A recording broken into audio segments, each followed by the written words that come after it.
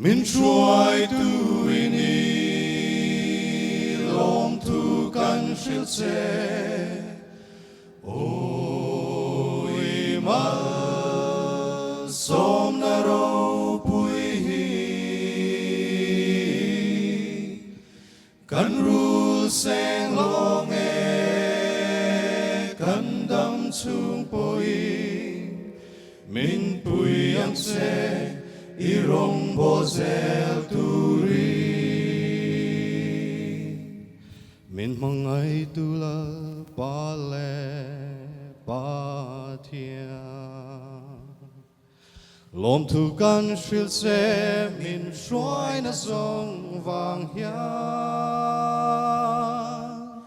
kan sak lo na lin lo na song po ngài đã min mangai in min shuai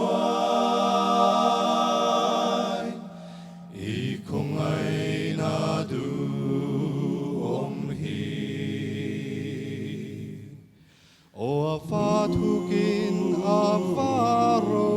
bui không ai rong bol na thok zel tu ri Shuai zel fo vang se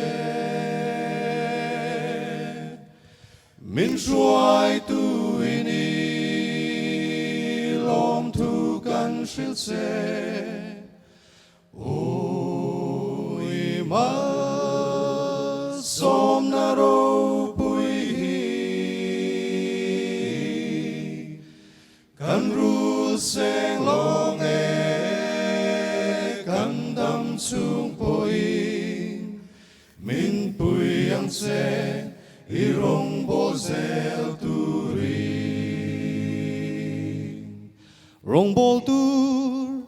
a chan dam kan ni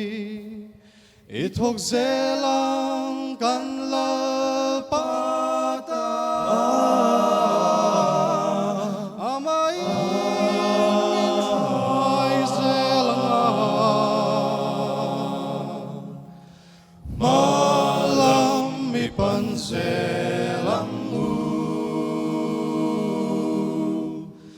min shuai tu ini lom tu kan shil se